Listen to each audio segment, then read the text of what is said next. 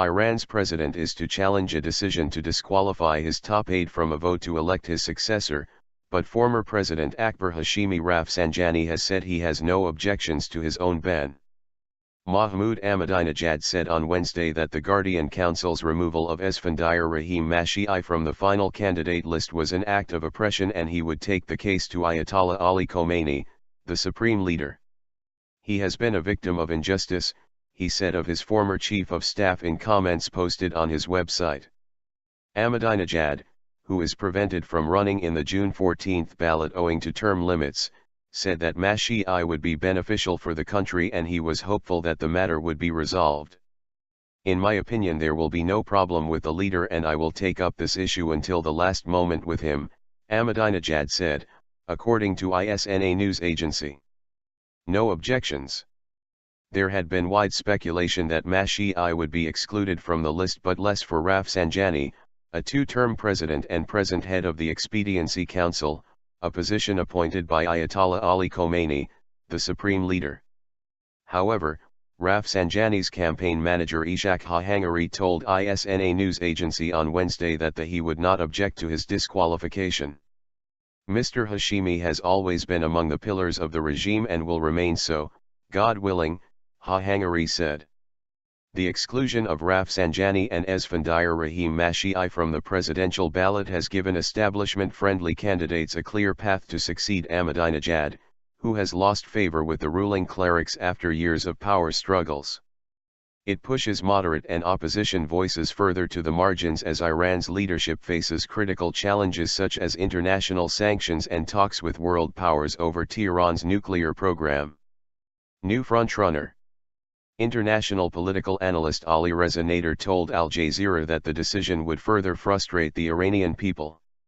Rafsanjani was disqualified because Ayatollah Khomeini, the supreme leader, sees him as a challenge and so he does not want anybody of his standing to run in the election, he said. Khomeini wants to make sure that, yes, there are some candidates but they follow his line and don't really challenge his domestic and foreign policy agenda. The Iranian regime is basically telling the Iranian people that their vote doesn't matter, that Ayatollah Khomeini derives his power from God and that he really, in a lot of ways, should be Iran's absolute ruler. Saeed Jalili, the country's chief nuclear negotiator, is now seen by many as the frontrunner to win the presidential poll.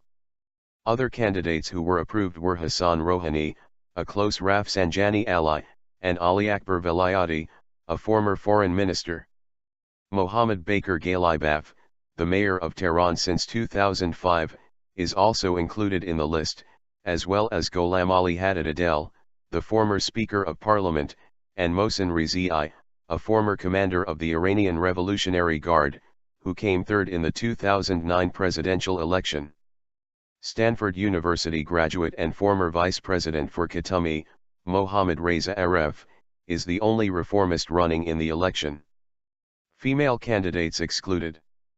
Ayatollah Mohammad Yazdi, a member of Election Watchdog, said last Thursday that women could not be presidential candidates, effectively killing the largely symbolic bids by about 30 women seeking the presidency.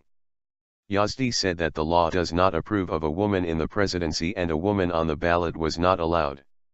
A total of 686 people had registered to replace Ahmadinejad, who cannot run for a third mandate because of term limits.